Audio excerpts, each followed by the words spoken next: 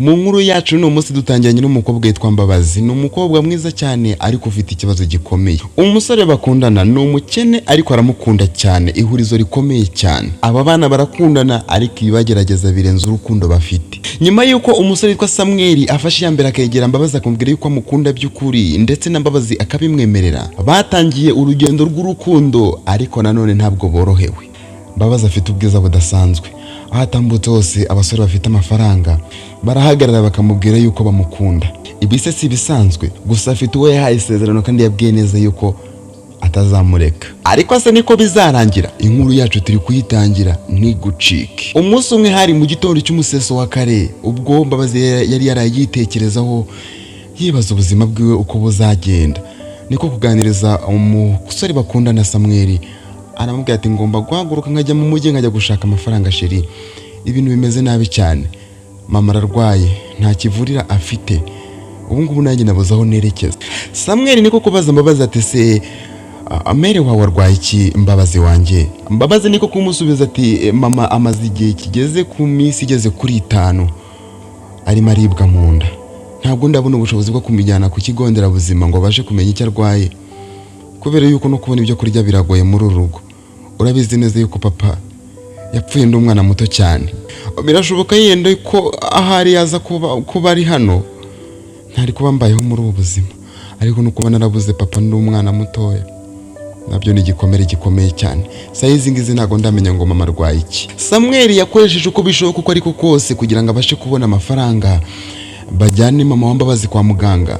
Arashakisha, yagerageje kwegera inshuti ze, agerageza kwegera abavandimwe, abakuramo amafaranga make ariko babasha kugeza umurwayi kwa muganga. Bakigera kwa muganga basanze uyu mubyeyi arwaye mu buryo bukomeye cyane, ku buryo atashoboraga no kuba yakivuriza aho hafi ngo bikunde.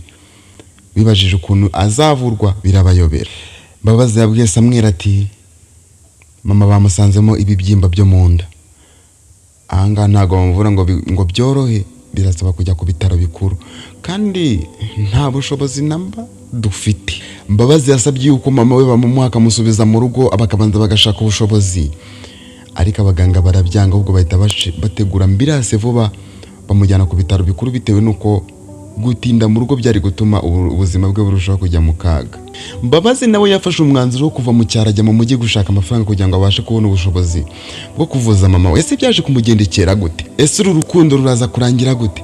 Uyu mubyara avurwa? Reka dukomeze inkuru yacu, ariko niba uri mushyashya hanga kwino channel ka tubande tukwakire.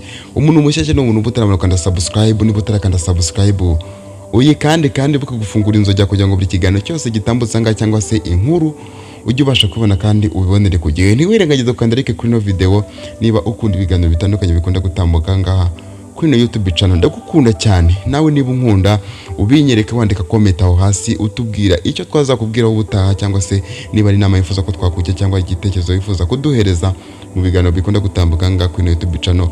Ntiwirengagize kuduhereza comment, ntiwirengagize kwanda like kuri no video, ntiwirengagize kwanda subscribe.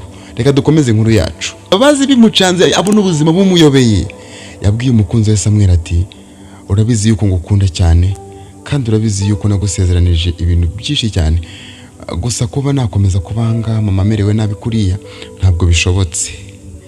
Ngiye mu mujyi gushaka amafaranga ku buryo nabasha kuvuza mama.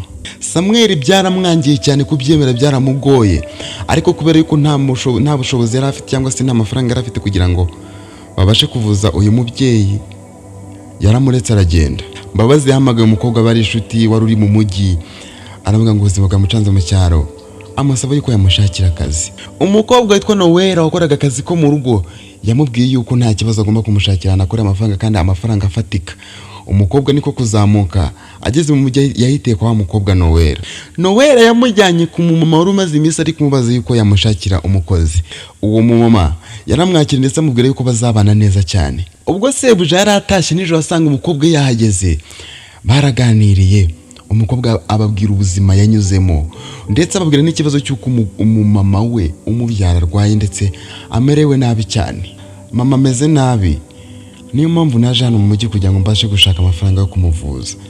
Gusa sinzi niba ukwezi kuzuzura atarapfa kuko ararembye cyane.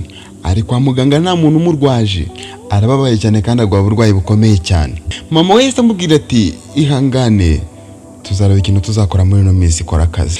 Bwarakeye mu gitondo nyirabuja ajya mu kazi nk'ibisanzwe ndetse na sebuja ajya mu kazi.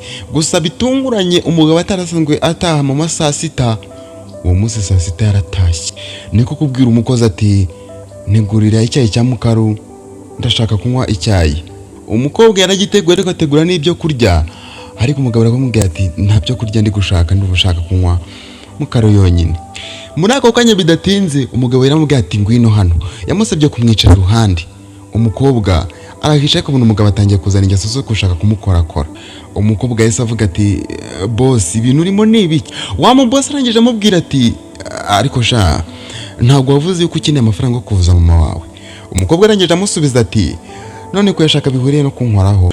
Wa mukira arangije amubwira ati birashoboka cyane ko wemeye ibintu ushaka yuko dukora muri aka kanya, ntabwo amafaranga menshi cyane ukavuza mama wawe. Umukobwa yatekereje ukuntu mama we arembye cyane, uruhande rumwe yumva yabikora, ariko nanone atekereza ibyo yasezeranyije umusore w'inshuti ya Samuel, nanone umutima urabyanga. Yahuye n'ihurizo rikomeye cyane ariko byarangira bihakanye. Aramubwira ati boss ntabwo ushobora kuryamana nawe. Boss warangije amubwira ati ntaba ari wowe ushaka kusuzugura, ntaba ari wowe ushaka kusuzugura n'amafaranga yanjye, uzikara ukora akagoryi. Ayo mafaranga ndenda kuguhereza uzi iminsi wayakorera, aya mafaranga ashaka kuguhereza uziko nubwo wakora imyaka 5 hangaho utayahakorera, kubera icyo ushaka kwigira akagoryi. Umukobwa yagize gushidikanya gukomeye ndetse agira n'ubwoba bwinshi cyane, kuko yabonaga n'ubundi biraza kurangira afashwe ku ngufu nakomeza kwanga. Gusa muri ako kanya yasenze mu mutima, yarwanye n'imitima ibiri, umwe umwemeza kubikora, undi nanone ukamwemeza ko yaba yishe isezerano. Ubwo yaremo yibaza icyo akwiriye gukora, yagiye kumva yumva umuntu urakomanze. Ese uwo muntu ninde? Reka tumure mu gice cya kabiri kino nkuru. Niba iyi nkuru wayikunze cyangwa se wumva ko hari ikintu izahindura ku buzima bwawe, twandikira ngo muri comment utubwire ibintu by'ingenzi twakosoramo cyangwa se ibyo twashyiramo. Ese iyi nkuru koko tuzana igice cyayo cya kabiri? Twandikira muri comment utubwire uko dukwiye kubigenza. Niba uri hano ukunda inkuru zitambukanga ndetse n'inama, ntiwirengagize ukanda like kuri no video. Niba uri mushyashya wibuka gukanda subscribe kugira ngo nawe uzajye ubasha kubona inkuru n'ibiganiro bitandukanye bikunda gutambukanga kuri no channel. Igice cya kabiri niba mubyemeje nikizagucike, kizaba kirimo inyigisho ikomeye cyane. Bye, ndabakunda cyane.